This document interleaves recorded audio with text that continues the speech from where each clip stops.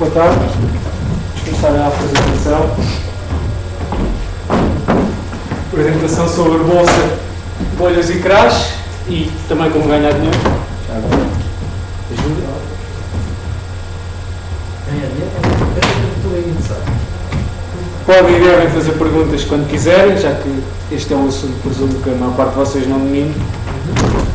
E portanto, quando quiserem interromper e não perceberem alguma coisa, ok. Vamos começar de história. É sempre bom termos uma visão da história para podermos aplicar e para sabermos que as coisas que acontecem hoje já aconteceram no passado e podemos aprender com isso e não sermos apanhados de surpresa. Hoje em dia acontece qualquer coisa e as pessoas o que é isto? Se calhar já há 200 anos já acontecia. Depois, explicar um bocadinho como é a bolsa e depois finalmente vamos às diversas estratégias que existem para ganhar dinheiro. E acho que eu vou explorar também esqueci-me de dizer, eu vou fazer uma tese de mestrado sobre a bolsa e como ganhar dinheiro, portanto vou criar novos indicadores e vou utilizar alguma parte que nós já conhecemos da informática que tem existir na bolsa. Aqui está uma ação, conseguem ver aqui muito bem, 1720, South Sea Company, era uma companhia inglesa que tinha o monopólio do mercado com a parte espanhola da América do Sul. Esta companhia foi criada pelo Estado inglês. Foi criada pelo Estado inglês para resolver os seus problemas de dívida. Eles criaram esta empresa, disseram ok, com a Inglaterra só esta empresa é que pode importar produtos da América do Sul e vamos vender as ações para ganhar dinheiro e para diminuir o déficit. Temos aqui a cotação, em 1720 estava aí uns 160, em janeiro, depois aí em junho estava nos 300, depois aí em setembro a outubro, estas coisas acontecem sempre em setembro a outubro, foi aos 1000 libras. Esta ação ganhou mais ou menos 900, 850% em meio ano. Portanto, a bolha, isto é chamada uma bolha especulativa, porque a alguma altura os preços não correspondiam ao valor real da empresa. Por acaso a empresa nem teve grandes resultados, porque só era um navio por ano e a empresa nem deu os lucros, nem deram muitos lucros. Foi mais a bolha especulativa. E depois, consequente crash, vi por ali abaixo. Um dos senhores que investiu nesta ação, já agora, foi o Sr. Isaac Newton. Ele ao princípio ganhou aqui acho que foi 100%, ganhou 6 mil libras. E depois comprou cá em cima e perdeu 20 mil libras no final. Perdeu as 6 mil que tinha ganho, mais umas 20. Acho que ele não ficou muito contente. Ok, o que é a bolsa? A bolsa é um mercado. O que é um mercado? O mercado é um local onde vendedores e compradores se encontram e transacionam bens. O que é que são transacionados na bolsa? Na bolsa são ações de empresas. Hoje em dia também temos muito mais coisas. Temos a moeda, a taxa de câmbio. Temos as commodities, são as matérias-primas, o petróleo, o ouro, prata, arroz, milho, etc. Tudo isto é transacionado em bolsa. Ok, como é que funciona a bolsa? A bolsa está aberta 8 horas por dia, normalmente é num horário normal dos países, abre às 9 e fecha às 3 ou 4. Ok, aqui uma coisa muito importante que as pessoas não sabem. O preço de início, que não têm atenção, o preço de início de um dia normalmente é diferente do fim do outro dia. Ou seja, por exemplo, hoje em dia a bolsa fechou às 4h30, cá em Portugal, não é? Uma ação, por exemplo, paga ao professor 5 ou 6 euros e amanhã, quando abrir, pode abrir a 4 ou a 3, ou seja, há ali uma descontinuidade, uma divergência e que é impossível negociar, ou seja, uma pessoa viu que as ações, por exemplo, as ações estavam a 5 euros e no dia a seguir estão a 6. Só quem tivesse comprado no fecho é que podia ganhar com essa subida. Depois da subida feita já não há nada a fazer. Depois, no início e fim do dia, os preços são por leilão, porque durante a noite as pessoas vão pondo as suas ordens e de manhã as ordens são, a primeira ordem são executadas todas ao mesmo tempo. É feito um leilão, é feita uma correspondência entre as ordens de compra e de venda e é visto qual é que é o preço que faz mais transações, também é feito um leilão. Durante o dia é um mercado normal, eu quero vender a 50, e depois se alguém aparecer a dizer que quer comprar a 50, a transação é executada. Eu posso dizer, por exemplo, que quero comprar ao melhor, ou seja, quero comprar um preço qualquer, normalmente como há sempre ordens na bolsa, o que vai acontecer é que uma das ordens que já lá esteja, eu vou comprar esse valor. Ok. Muito importante. O que é o preço? Aquele preço que nós vemos, ou a cotação, o que é que significa? É o valor da última transação. Ok, o que é uma transação? Uma transação implica sempre um comprador e um vendedor. Isto é muito importante, porque normalmente as pessoas pensam a ação desceu 10%. O que é que isso quer dizer? A ação já desceu muito, está muito desvalorizada. Nós temos que lembrar, quando a ação desceu 10% e a ação estava a transacionar a 5 euros e passou a transacionar no dia seguinte a 4,5 euros, nós temos que ter a noção que primeiro, que esse preço é o preço da última transação. E depois temos que ter a noção que uma transação tem sempre um comprador e um vendedor. Portanto, esse último preço quer dizer que houve alguém efetivamente a pagar por ela.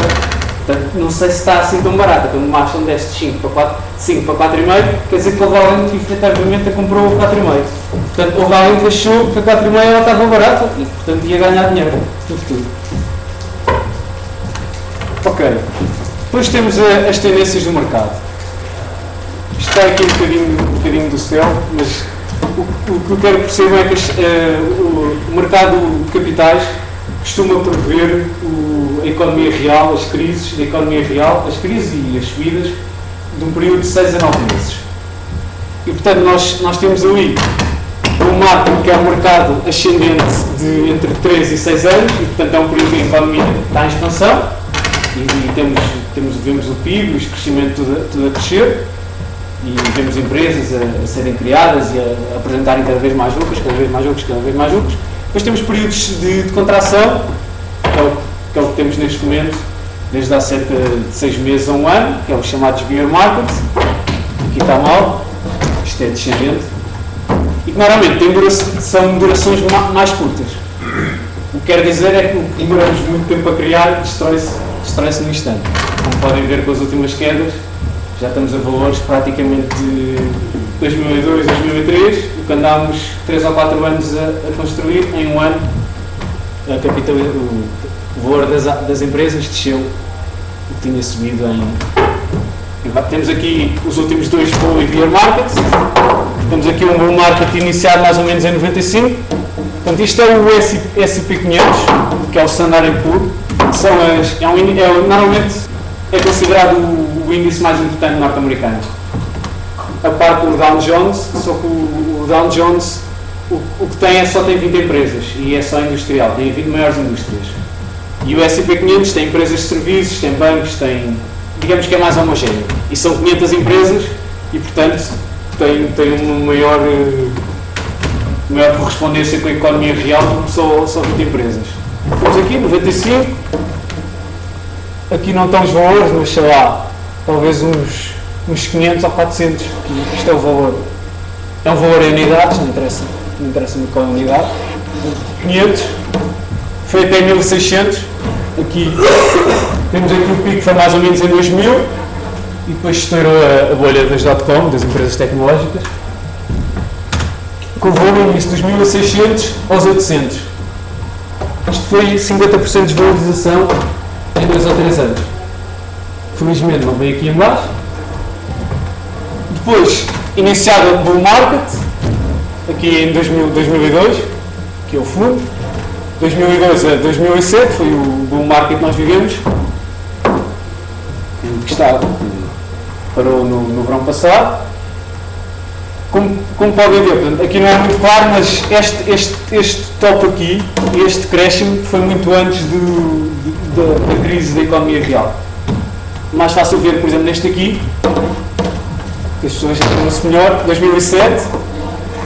Estou a ver, em 2007 foi atingido o topo, e só agora, no trimestre passado, é que praticamente a economia real foi afetada. Assim, primeiro foram os bancos e as casas, o crédito imobiliário, mas só neste momento é que há empresas a fechar, é que há desemprego a aumentar. Só neste último trimestre é que os países reveram o seu crescimento em baixa e, portanto, isto já tinha sido previsto por todos os investidores, porque os investidores acharam que as empresas começaram a valer menos. Portanto, isto foi previsto aí em meio de 2007. Tá? Eu mais à frente tenho um gráfico melhor assinalado. Aqui umas frases importantes do John Maynard Keynes, que foi o senhor que inventou a teoria económica keynesiana. Não sei se vocês conhecem, agora está muito na moda. Esta teoria basicamente defende uma intervenção do Estado em períodos de crise. Uma intervenção forte do Estado para recuperar a economia. Portanto, o que o senhor disse? The market can stay irrational longer than you can stay solvent. Solvent, aqui é líquido, portanto, com dinheiro. O que é que isto quer dizer? Voltando aqui. Se alguém tivesse, por exemplo, aqui, ou aqui, tivesse comprado isso, não pá, estas ações agora estão mesmo baratas, isto agora já não deixa, o BCP está a 0,8 cêntimos, isto agora já não deixa mais. O que acontecia é que tinha tido um trambolhão, pá, aí de, mesmo fosse aqui 1.200 ou 800, pá, de 60%, ou assim uma coisa. 60% não, menos, de 30%. Ao contrário, 40%. E se a pessoa tivesse alavancado, ou se tivesse posto alavancado, é quando nós investimos mais do que o nosso capital. Nós temos 10 mil euros e dizemos ao banco, por exemplo, como o João Berardo fez com a Caixa Geral de Depósitos, quando eu fiz comprar a BCP, ele disse: eu tenho aqui 1 milhão de euros, a Caixa Geral empresta-me outro 1 milhão e eu compro aqui 2 milhões de ações do BCP. Ou seja, se as ações descerem 50%, o que acontece é que ele perde todo o capital. Porque a Caixa já diz, não, as ações já estão igual ao dinheiro que tu metes lá, a gente vende as ações e pelo menos não perdemos nada, porque dás-nos 1 milhão e ficas sem nada, dás-nos 1 milhão que meteste lá. Ou seja, o que isto quer dizer é que os mercados e as ações podem ficar a preços que não têm correspondência prática, ou correspondência com o valor da empresa, mais tempo do que uma pessoa pode ficar com dinheirinho. Ou seja, isto é um bocadinho perigoso, porque o que isto quer dizer é que mesmo que nós investimos numa empresa boa e mesmo que a empresa esteja barata, isso não quer dizer que ela vá subir. Ok, agora vem a pergunta: será que é possível ganhar dinheiro em bolsa? Temos aqui várias estratégias, temos os bonecos, que é isto que eu fiz aqui. Eu faço aqui uns bonecos e vejo que isto aqui está a subir, isto aqui está um bull, e depois vejo aqui um cabeça e ombros e um duplo topo, vejo assim umas figuras. Podemos tentar adivinhar fundos, que acho que também não é muito bom, mas podemos tentar, quer dizer, ok, aqui é o fundo, e portanto isto aqui de certeza que vai subir a partir de agora. Podemos ir por uma perspectiva de análise fundamental, que é, ok, eu vou escolher as melhores empresas, eu vou investir nas melhores empresas, vou investir na Gillette, vou investir na Coca-Cola, vou investir em boas empresas. Astrologia, temos muitas hipóteses. Podemos seguir conselhos de profissionais, de bancos de investimento, o Lehman Brothers, o Goldman Sachs. Portanto, aqui convém seguir o Goldman Sachs, porque a Lehman Brothers já foi à falência, portanto já não dá conselhos de investimento. Isto são dois bancos de Wall Street, dos 5 bancos de investimento que havia em 1 de janeiro de 2008, um foi à falência e os outros 4 foram comprados, basicamente. Ou seja, aquela fechou, a Lehman Brothers fechou, e os outros 4 tiveram resultados péssimos e tiveram que ser comprados por outros bancos, por bancos a sério, digamos assim, porque estes bancos só investiam dinheiro e não captavam as poupanças das pessoas, não tinham os depósitos normais. A única coisa que os bancos faziam iam à malta rica e diziam: ok, dá-me aqui o teu dinheiro que eu gerir. Parece que não foi muito bem. Temos aqui uma estratégia muito simples, que são as médias móveis. Isto não dá para mudar o ecrã ao aparecer tudo. Falta ali. Estava um bocadinho cortado. Deixa eu tentar aqui. Desliga logo o lugar.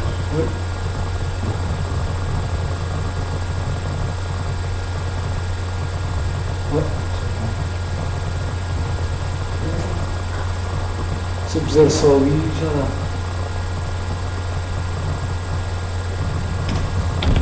Deixa eu ver se eu consigo, é assim.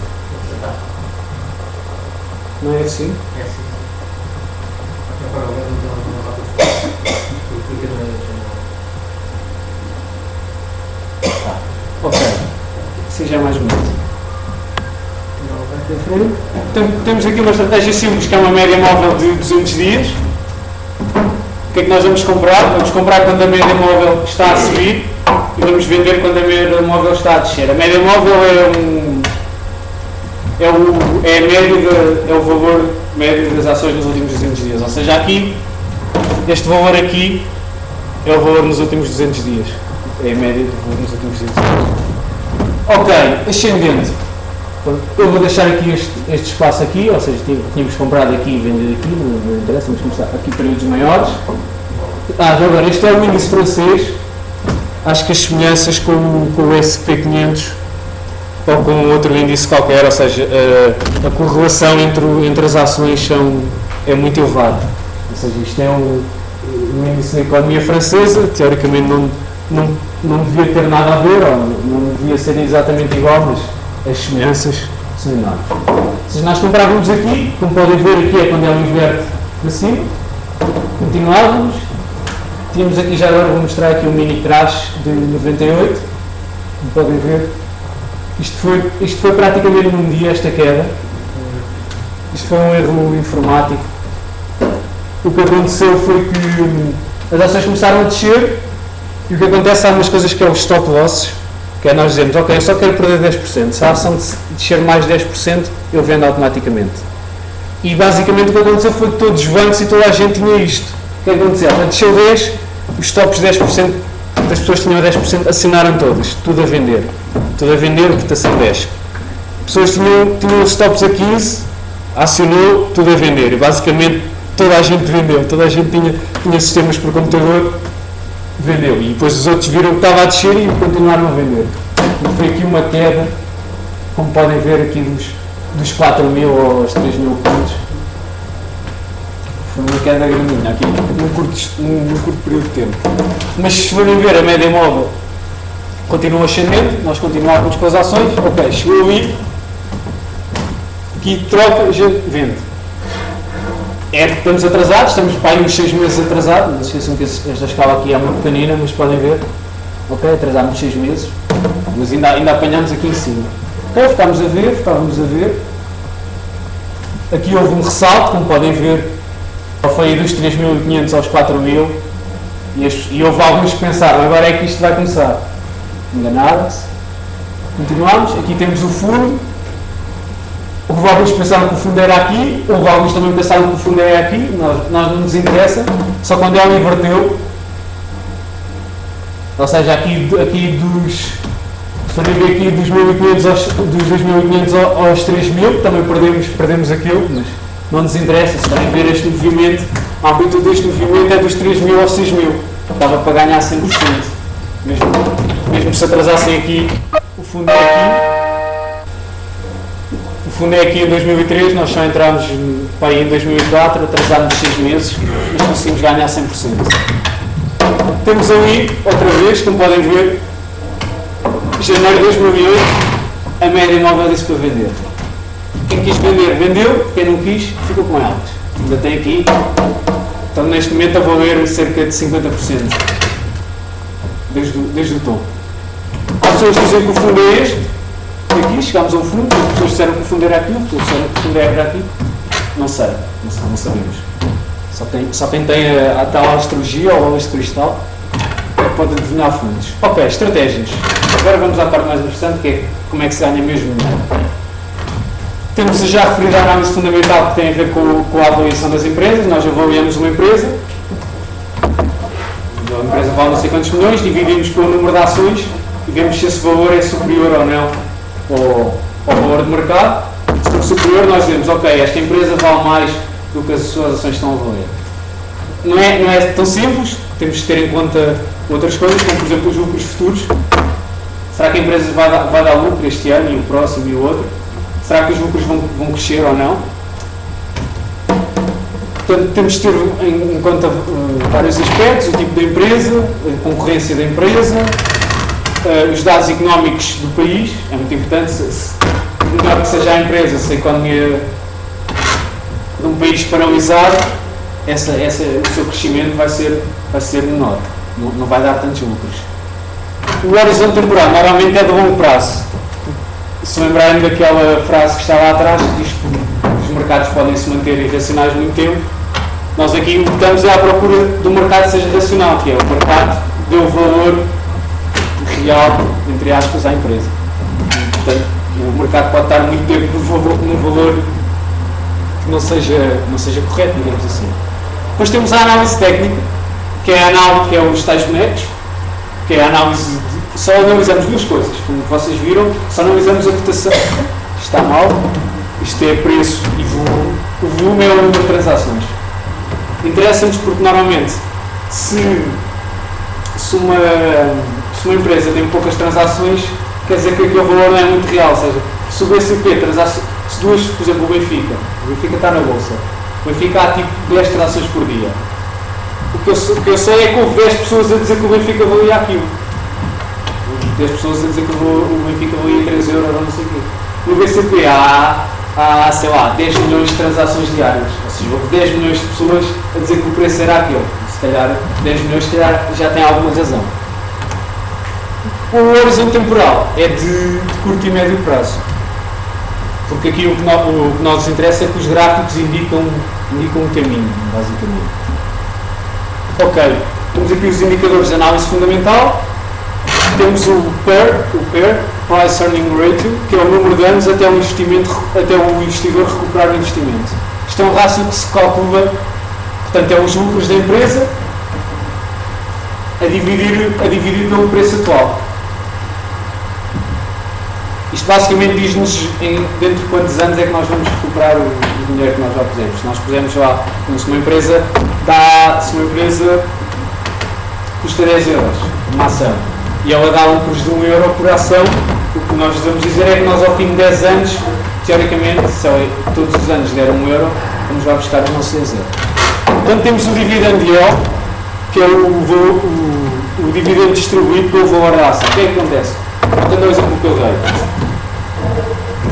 Uma empresa custa 10 euros e tem 1 euro de lucro. Esse euro de lucro pode não ser o dividendo que eles pagam. O dividendo é pago anualmente ou trimestralmente e tem em conta os lucros que a empresa dá. Mas, por exemplo, há empresas que têm um dividend yield só de 5%. O que é que isto quer dizer? 5% não, até 5%. O que é que isto quer dizer? Do lucro que a empresa dá, a empresa dava 1 euro de lucro cada 10 euros, portanto dava 10%, ela não vai distribuir esse dinheiro todo, porque precisa, por exemplo, para fazer novos investimentos. Então, se distribuir só metade 10% são 5%. Sim. O preço das ações depende só de quanto é que as pessoas estão dispostas a pagar? Ou... A cotação, sim. A cotação, portanto, quando tu vês o preço está no mercado, é um negócio que houve. Sim. Mas o valor das ações pode subir dependendo do lucro da empresa? Sim, portanto tu tens um valor, digamos, tens várias maneiras de calcular. O problema é que tu tens várias maneiras de calcular. Por exemplo, imagina, tens uma empresa como a Google e tens uma empresa como a General Motors, que vende carros. O que tu sabes é que, mesmo que elas tenham o mesmo lucro, tu sabes que a Google tem um potencial de crescimento gigante. E, portanto, mesmo que este ano os lucros sejam iguais, tu sabes que daqui a 5 anos a Google vai ter muito mais. E, portanto, isto é muito difícil, é muito difícil incorporar os dados futuros. E, portanto, é muito difícil tu fazeres uma avaliação de uma empresa. Porque, como é que tu avalias uma empresa? Podes avaliar só o dinheiro que ela tem, os ativos menos os passivos. Ou seja, a empresa tem 10 mil carros e tem mais este dinheiro no banco e está a dever a não sei quem. Se eu agora vendesse a empresa, qual é que era o valor dela? Isso é um valor. Mas então, quando tu dizes que uma empresa que dá lucros de 1 euro por ação, sim. quer dizer que as pessoas estás a dar mais um euro de relação por causa do valor da empresa. Não, isso normalmente o que acontece é que quando a empresa dá esse lucro e é dado um dividendo, normalmente o preço das ações cai automaticamente o que deu, porque aquilo foi o dinheiro que saiu da empresa. Ou seja, se uma empresa der um euro ela dá um euro de lucro, mas se vai dar um euro aos acionistas, os acionistas dizem, esta empresa passa a valer menos um euro, porque o dinheiro saiu da empresa. Nesse momento as ações caem. Sim, as pessoas recebem. Isto é um dividendo aqui. Portanto, nos Estados Unidos, eu não gosto muito deste indicador, mas nos Estados Unidos este indicador é muito usado porque as pessoas têm portfólios de ações como reforma. O que é que interessa? Imagina, tu reformas e tens 10 mil ações da PT. Tu nunca as queres vender. É a tua reforma. O que tu queres é todos os anos, mesmo que as ações valam 10 euros cada, tu queres todos os anos receber 1 euro, ou 2 euros, ou 50 cêntimos. Não te queres liquidar daquele património. Queres é receber os dividendos. O problema dos dividendos é que paga imposto. E, portanto, faz mais sentido a empresa... Só para ter uma ideia, sabes quanto é que os dividendos dão para uma empresa portuguesa? Não, pagou 0 cêntimos por essa. Os dividendos normalmente são 3, 4%, mais ou menos. Obrigado. Ou seja, tu recebes 3, 4%, o galo custa 5 euros, tu recebes os tais 10 cêntimos. Deve ser mais ou menos 4 a 5%. O problema é que desse... Isso é todas as empresas? Portanto, a gestão é que decide quanto é que paga de dividendos. Mas é em todas? Ou em Cada- algumas? Portanto, cada empresa é que decide. Há empresas que podem não pagar dividendos, mesmo que tenham lucros. Por exemplo, a Google, vamos imaginar que a Google não pagava dividendos. O que é que ele faz? Ele pega nesse dinheiro do lucro que deu e vai investir em novos servidores ou precisa desse dinheiro para investir, para a empresa crescer. Ou então paga empresas grandes, empresas que têm menos investimentos, geram esse lucro, se não precisarem de dinheiro, pagam aos acionistas. É uma maneira de... Se eles não distribuem, o valor da empresa aumenta. Mais ou menos. Quer dizer, aumenta porque a empresa fica com esse dinheiro. Sim, o valor aumenta, sim. Fica com mais dinheiro em caixa. Contabilisticamente aumenta, sim. Ou seja, ou o valor aumenta ou as pessoas recebem esse dinheiro em forma de dividendo. Depois finalmente temos aquilo que eu estava a dizer, que era o price book value, que é o valor contabilístico, que é a diferença entre os ativos e os passivos, acho que é dividir pelo valor da cotação. Portanto, isto aqui é o valor de uma empresa, digamos, para liquidação. Que é, eu compro a empresa e despeço os trabalhadores, vendo os prédios, vou buscar o dinheiro ao banco e acabou-se. Isto é o valor contabilístico. Que pode ser muito diferente do valor, como eu já disse, para empresas que vão crescer muito. Eu hoje em dia não ia comprar a Google para vender aquilo tudo, não ganhava nada, vendia os computadores e vendia lá o prédio dele. Interessa muito mais os lucros que eles vão dar anualmente e o negócio todo. Ok. Análise técnica. Isto é já a parte dos gráficos. Médias móveis, que indicam a tendência da cotação. Como podem ver, quando a média móvel é ascendente, ela sobe. O prazo de previsão, digamos assim, depende do número de dias escolhido. Como podem ver aqui, eu tinha uma média móvel de 200 dias, ou seja, é um longo prazo. Se eu tiver médias móveis mais pequenas, com menos dias, vou ter no curto prazo vou ter maiores oscilações. Porque a cotação oscila muito, quanto menor é o prazo, mais oscilações, digamos, erráticas há, mais se aproxima de uma função aleatória, se quisermos. Portanto, mais dias, médio prazo, e temos uma tendência melhor. Como podem ver aqui, a ação quase, as linhas quase nunca inverteram o sentido, inverteram aqui, foi uma grande mudança, mas se nós estivéssemos a ver, por exemplo, uma média móvel de 3 ou 4 dias, ela aqui vinha completamente abaixo. Ali, o gráfico anterior. Com 200 dias não há o perigo de chegar lá em cima e quando analisa 200 dias depois não está cá em baixo já? Sim. Não vende? Aqui, Aí está o topo foi aqui e nós vendemos foi aqui. Quando há indícios de Sim, descida. são 6 meses. Aqui ainda se vê melhor. Mas agora 6 meses não é muito para... Quer dizer, eu preferia vender aqui do que vender aqui. Pois, também.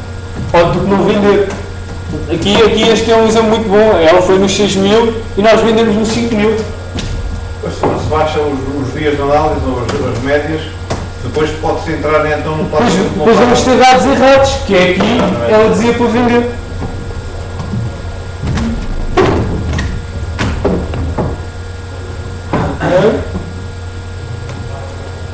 Agora ver se não temos já um bocadinho acima, portanto é RSI.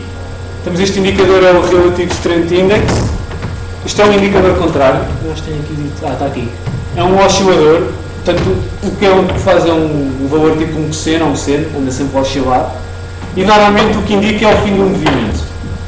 Porque o que diz este indicador é, ok, isto já desceu muito, que isto agora vai ter que dar ali uma recuperaçãozinha, nem que seja mínima, como podem ver aqui. Diz, isto já desceu, isto houve aqui uma descida muito forte, portanto ela vai ter que recuperar. Aqui é quando sobe mais, esta é a linha dos 70. Como podem ver aqui, este máximo coincide ali com aquele. Ela aqui enganou-se. Normalmente o que se usa é quando cruza esta linha a descer. Quer dizer, ela já fez o máximo, portanto agora vai ser sempre por ali abaixo. Mas, de vez em quando não acertamos e ela lá nos enganou e voltou a subir e fez um máximo ainda superior. Ou seja, nós tínhamos comprado aqui e vendido aqui, portanto devíamos ter vendido aqui ou aqui. Depois, casos ainda piores. Aqui, como podem ver, o mínimo também coincide. Ela chegou aqui e disse, não, ok, ela já desceu muito, vamos comprar. O problema é que não houve mais nenhuma ordem de venda a seguir. Nós teoricamente só damos ordem de venda quando ela chega aqui, portanto ela andava aqui e nós o que é que havíamos de fazer com ela? Se não a tivéssemos vendido, depois ela vinha aqui abaixo e tínhamos que reforçar. Se estivéssemos à espera que fosse Pois. outra vez tempo. Devíamos tentar aqui um ponto intermédio, mas se estivéssemos à espera, nunca íamos vender. Podem ver aqui, ela indicou outro mínimo. Este aqui já está um bocadinho melhor e a minha pergunta é o que fazer agora, não é? Ela, das duas uma, ou sobe mais um bocadinho e vai aos 70 e nós tentamos vender, ou, na minha opinião, era tentar vender já.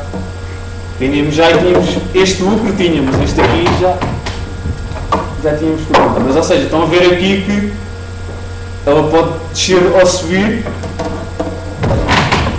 Isto são meses, portanto ela tem já um bocadinho de tendência descendente e, portanto, teoricamente, o melhor seria mesmo estar fora desta ação. Mesmo Porque ela nos 30 também não puderam, porque depende do mínimo. os 30 não, os mínimos estão aqui indicados. Mas esse é um caso. Sim, está aqui, por exemplo, aqui, ela indicou aqui o máximo. Ninguém diz que ela ainda pode subir mais, mesmo apesar de aqui não estar. Porquê? Isto só acontece se for uma situação exponencial, ou seja, que ela aqui subiu. Ela para se manter sempre nos 70 tem que estar sempre a subir. E portanto está sempre a subir, tem que estar exponencial. Sim, aqui podes ver, tens aqui, e depois ela ainda fez um máximo maior. E aqui ninguém pedia que ela continuasse aqui a descer. Mas só nos deu um sinal que já era um bocado mais. Já estava a exagerar. Ok. Padrões gráficos. Esta é a parte que eu gosto mais. São baseados nas experiências dos investidores e, portanto, estas é que são as tais figuras, tais bonecos. Temos os cabeça e ombros. O padrão bearish é descendente, já tínhamos falado anterior. Bullish, de bull market, que é de touro, é o mercado a subir. Bearish, de bear, de urso, mercado a descer. Temos um cabeça e ombros, um duplo ou triplo topo e o bump and run reversal. E depois temos umas linhas de tendência e suporte. Explicar, ok? Temos aqui a salto de si outra vez, não sei se repararam. Portanto, se em 1720 o Newton soubesse alguma coisa de análise técnica, ele chegava aqui e via, isto não está com muito bom aspecto. Claro que perdia dos 950 aos 750, os 30%, perdia, mas pelo menos não perdia mais. Há aqui um padrão à esquerda, temos um ombro, uma cabeça e um ombro aqui. Isto é a neckline, linha do pescoço. A partir do momento que quebra a linha do pescoço, dentro. Podem ver, quando quebrou aqui a linha do pescoço, acabou-se. Temos o duplo topo. Já agora, pronto, aqui isto era a South Sea. Aqui é o DAX, que é o índice alemão. Estamos aqui no período atual, desde 2007, desde o início do crash. Quem analisou isto do ponto de vista da análise técnica, como está aqui o duplo topo, é onde aqui os topos não coincidem, mas por acaso no DAX coincidiu, isto é quase um triplo topo, como podem ver, ali o segundo e aqui o terceiro. Temos aqui a neckline outra vez. A neckline é a linha que quando quebra, acabou-se. Está aqui a azul. Reparem que nunca quebrou. Entrou aqui, não é? Aqui quando quebra, dá sinais claros de descida. Portanto, vou identificar também umas linhas de suporte e resistência. Suporte são as linhas que sustentam a cotação, portanto é como se fosse um chão que segura ali a cotação. Temos a azul. Reparem que elas batem ali e segue para cima, aqui igual, aqui por acaso não, que esta não assistiu, e depois aqui já não, ao fim de tantas vezes bater lá, já não consigo aguentar. Reparem que normalmente, quando as linhas são quebradas com violência. Temos ali o neckline, vamos escalar, aqui igual, reparem quando quebrou, veio-se só vem aqui, e aqui a mesma coisa. Outra curiosidade interessante é que as linhas de suporte também se podem transformar. Ainda não expliquei que são as linhas de resistência. As linhas de resistência são tubos, são sítios onde a ação é muito difícil, onde tem muita luta a subir para cima. O que é que isto é? Isto tem uma explicação. É como eu já referi anteriormente, o mercado é feito da oferta e da procura. Quando nós temos este suporte aqui, o que dizemos é que a ação está tão barata que os compradores começam-se a equiparar aos vendedores. E, portanto, quando os compradores são equiparados aos vendedores, a ação para, nem sobe nem desce. Quando temos o número de pessoas a querer comprar e a querer vender um produto, o preço vai se mantendo constante. Quando os compradores começam a aumentar, é que começa o preço a subir, e quando os vendedores começam a aumentar, é que começa o preço a descer. Portanto, aqui podem ver. O que acontece aqui é que as pessoas começam a dizer: a ação já está ali, já esteve ali tantas vezes, já está muito caro, já não vou arriscar a tentar vender mais para cima, vendo ali que já é um ponto bom. O que acontece é que muitas pessoas fazem isto e começam ali a bater certinho as resistências. Aqui também, reparem que isto vem de história, temos aqui março, e esta linha de resistência, também mais ou menos em janeiro de 2008 já vinha daqui, portanto é bom nós termos gráficos com algum tempo e nós vemos o passado. A mesma coisa, por exemplo aqui, nós estamos a chegar aos níveis de 2001 e estamos a verificar que há ali de facto algum suporte, que as linhas estão a bater nos valores de 2001 e estão a ter ali não estão a descer mais, estão a ter ali uma segurança. Vamos ver se essa segurança aguenta ou não a pressão. Então temos aqui está tudo, outra vez linhas de suporte e de resistência e a neckline, mais uma vez. Ok, pump and run reversal. Este padrão é muito giro, que é um padrão, digamos, especulativo. O que acontece? Temos aqui, isto é uma ação, olha, por acaso não sei se é da Intel, diz ali Intel, mas é uma ação de 2000 e portanto é uma tecnológica, com a certeza. Temos ali o crash das tecnológicas de 2000. O que acontece? Temos aqui as linhas de suporte e resistência também podem ser oblíquas, não são só horizontais podem ser oblíquas. E temos aqui uma linha de suporte, vai sustentando as cotações. E o que acontece aqui é que há uma especulação gigante. Isto está a subir, vou-me encher delas e depois aparece na televisão que a ação está a subir e depois o mercado está a dar dinheiro e entra toda a gente, entra o merceeiro, entra o taxista, toda a gente vai comprar a ação. Toda a gente vai comprar, a procura aumenta, o preço aumenta. Então, temos ali, até uns anos, uma inclinação de 47%. Isso é, a ação ganha mais do que o seu valor por dia. Acima de 45%. Assim, está sempre a subir. O que é que acontece? O que acontece nos topos? o que acontece nos tubos é que já não há mais ninguém para comprar. Quando toda a gente comprou, quando toda a gente, se nós aqui todos da sala fôssemos comprar uma ação, a ação já não sobe mais, porque já não há mais ninguém para comprar. E, portanto, se eu vender, não há ninguém para comprar, vou ter que baixar o preço. Vocês veem que está a descer e vão também querem vender, e depois toda a gente quer vender e continuar a não haver ninguém para comprar. E temos aqui uma descida. Este padrão, o que acontece é, podemos ver aqui, isto é o gráfico do petróleo atual, 2008. Temos aqui desde 99 até 2000, temos aqui esta linha mais ou menos consistente. Ok, o petróleo é um bem escasso. E, portanto, o petróleo, cada vez se gasta mais petróleo e não se encontram jazidas e, portanto, ok, vai subir o preço. De repente, aqui em 2006, isto do petróleo é mesmo, isto só para nos 1000, como a South Sea, ou mais ainda. Então vamos todos comprar petróleo e vamos encher de petróleo, que isto cada vez sobe mais, e portanto o que eu vou fazer é, vou comprar isto de petróleo e guardar em casa. Isto daqui a uns anos ainda vale 300 ou 400 dólares. O que é que acontece? A linha da especulação é quebrada. Aqui já muita gente comprou petróleo e ninguém vendia. O preço começou a descer, quebrou a primeira linha. Ok? Temos aqui a segunda, esta linha é muito importante. As linhas portanto, quanto mais tempo tem, mais importância tem. Esse suporte já vinha de 2000 e quebrou aqui. Já quebrou há algum tempo, podem ver. E, portanto, quebrou aqui. Quer dizer, vamos ver aí uma descida, não sou bruxo, mas aí aos 40, 50 dólares, ele vai de certeza.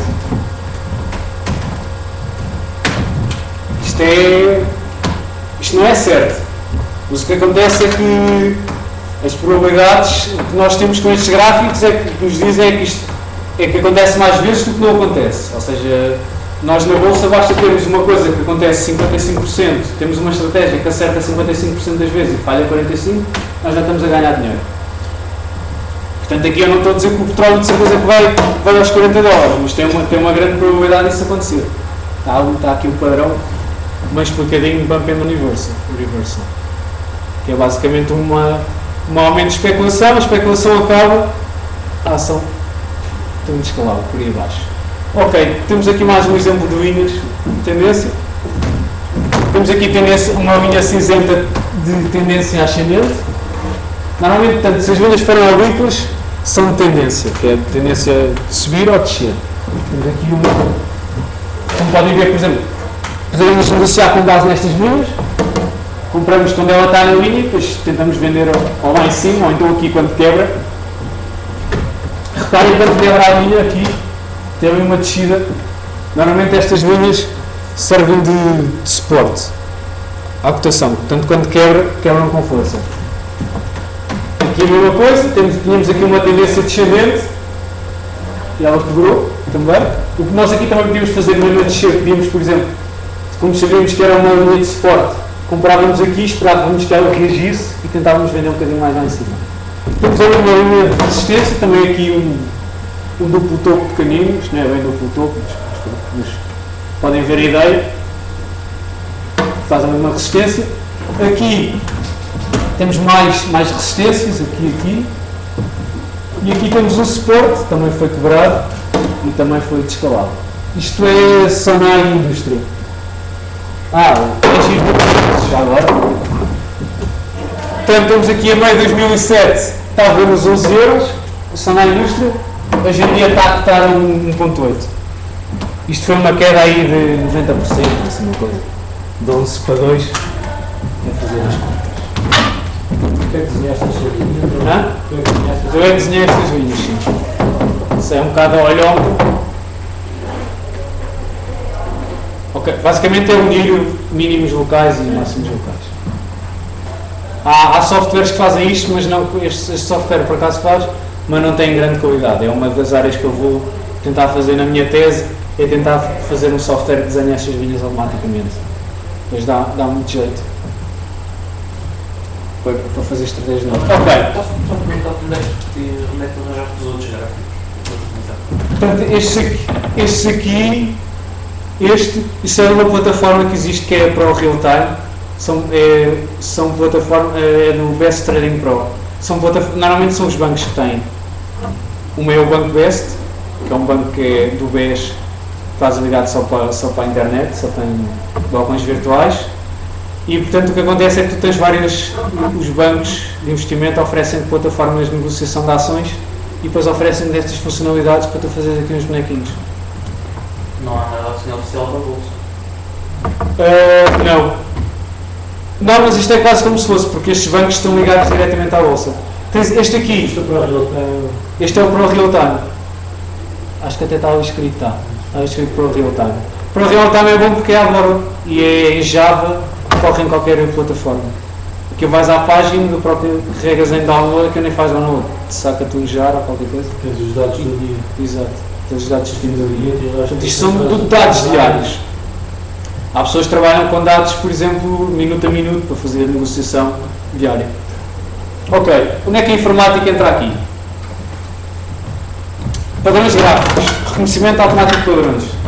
Era muito bom que tivéssemos um software que, por exemplo, reconhecesse duplos topos, ou reconhecesse um cabeça e ombros, e eu dizia, olha, agora procura-me aí os últimos cabeça e ombros que houve no último mês. E eu via, ok, foi nestas ações. Tanto como sabem, hoje em dia os bancos oferecem uma técnica de investimento que é o short selling, portanto, o que acontece na prática é que nós ganhamos com a queda da ação. Se nós aqui o que acontecia era nós fazíamos um short selling a 700, o que acontecia era nós pagávamos 700 e ficávamos a dever ao banco, por exemplo, pagávamos 7.000 libras ou dólares ou euros e ficávamos a dever 10 ações ao banco. Nós dizíamos, ok, estou-te a dever 10 ações. Passado aqui uns meses, isto foi agosto de setembro, nós dizíamos, ok, vamos comprar ações a 300 euros, portanto vamos comprar 3.000 euros e dizemos ao banco, olha, estão aqui as tuas 10 ações, obrigado pelo empréstimo. E portanto tínhamos ganho 4.000 euros. Normalmente todos os bancos fazem isso, hoje em dia, todos os bancos de investimento. Short selling. Ok. Portanto, muitas das quedas, o que acontece hoje em dia, muitas dessas quedas são aceleradas também pelo short selling. O que acontece é que um investidor realmente está atento e vê, pá, isto está muito mal, então vou fazer short. E quanto mais short faz, o que acontece no short é que nós vendemos primeiro e depois compramos. É ao contrário. Normalmente uma pessoa compra uma coisa e depois vai vender. No short selling, uma pessoa vende, pede emprestado, vende uma coisa que não tem e depois vai comprar. O que acontece é que, como a compra sobe o valor da ação, ou seja, quando nós compramos, vamos à procura ao mercado, vai fazer subir, quando há venda faz descer e, portanto, há, digamos, um efeito bola de neve nas vendas e na descida das cotações. Ok, portanto, queria dizer algo que reconhecesse automaticamente os padrões. Não sei se já está no hora de contexto. Não, Hã? Testar, confirmar determinadas estratégias e indicadores por várias ações em alargados períodos de tempo. Ou seja, o que nós queríamos era, eu tenho aqui uma estratégia com médias móveis que eu acho que é mesmo boa. O que eu faço é programa, já agora vir ou com RSI. Eu acho que esta estratégia do RSI é muito boa. O que eu faço é programa estratégia. E depois o que eu digo é, eu pego em 500 ações e digo assim, faço um programa e digo assim, ok, nestas 500 ações o que é que acontecia se eu aplicasse o meu dinheiro nesta estratégia? E ele vai dizer, olha, tu se nos últimos 10 anos aplicasses nestas 200 ações, perdias não sei quanto, ou ganhavas. E nós vimos, ok, esta estratégia já foi testada durante 10 anos com rendimentos bons, quer dizer que no futuro, em princípio, teremos boa probabilidade dessa estratégia também funcionar. Se funcionou no passado, teoricamente, deverá funcionar também daqui para a frente. Procura novos indicadores. Portanto, os indicadores normalmente são feitos com base no preço. Nós podemos fazer aqui, podemos fazer médias, podemos fazer o máximo, ou podemos fazer o RSI. Podemos tratar esses dados estatisticamente de muitas maneiras e de criar novos indicadores e de fazer transações com base nesses indicadores. Por exemplo, voltando aqui ao RSI, O RSI, como podem ver, coincidem os máximos e os mínimos, porque o RSI o que vai fazendo é, digamos, uma média das variações. Há a média móvel e o que o RSI faz é a média das variações nos últimos dias. E o que eu diz é, quando está aqui muito em baixo, quer dizer que a ação já teve a descer muito tempo. Já houve muitas descidas, digamos assim. E normalmente as ações tendem a corrigir depois de muitas descidas. Ok, depois temos a parte que eu vou dedicar mais na tese, que é soft computing e computação evolutiva. Portanto, software computing, ou computação evolutiva, ou redes neuronais, etc. O que é que acontece? São algoritmos pensados para imitar a natureza, ou a teoria da evolução de Darwin, ou o nosso cérebro. Estão muito no início, ainda não há resultados, portanto, há já resultados bons, mas não se consegue aplicar em muitas áreas, porque como sabem, é muito difícil. Nós, através de um computador, que é uma coisa determinística, que faz executar ações, é muito difícil nós trabalharmos com aleatoriedade, que é o que acontece nas espécies. As espécies extinguem-se e criam novas espécies, é um bocado os fatores aleatórios do meio ambiente. Portanto, é difícil nós imitarmos essas condições e também nós não sabemos muito bem como é que funciona o cérebro humano. O cérebro humano tem muitas vantagens, por exemplo, no reconhecimento de padrões gráficos. Eu consigo muito mais facilmente identificar aqueles padrões em ações do que um computador. Ou seja, vou pôr um computador a tentar verificar aqueles padrões e basicamente ele não consegue, ou é igualzinho ou eu não consigo identificar. E portanto, o ser humano consegue ganhar em muitas áreas ao computador e é nessas áreas que nós vamos ter que investigar. Okay, redes neuronais. Descobrir soluções de maneira semelhante ao cérebro humano. Tentativa e erro. O que acontece com a rede neuronal? Eu meto 1000 ações e digo, por exemplo, meto 1000 ações de um ano e digo-lhe a cotação um ano depois.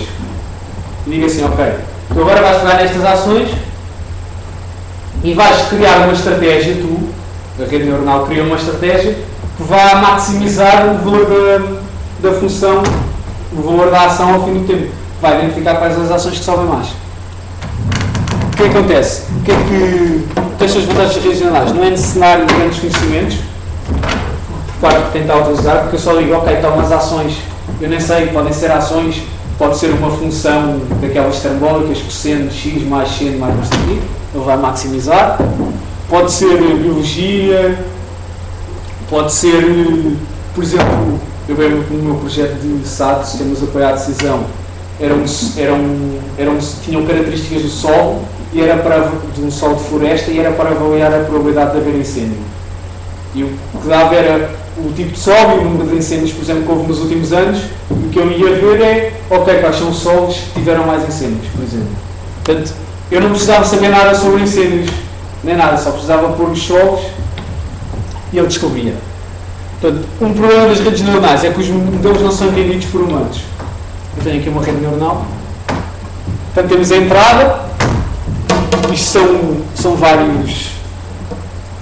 Normalmente são layers, são camadas de entrada, hidden layer, camada escondida e a camada de saída. Por exemplo, aqui pode ser sim vai haver incêndio e não vai haver incêndio. E aqui pode ser o tipo de árvore, por exemplo, se é carvalho. Aqui pode ser a inclinação do sol, por exemplo, é um fator que influencia. E, por exemplo, a altitude. E o que a rede neuronal vai fazer vai pegar em 100 tipos de árvores,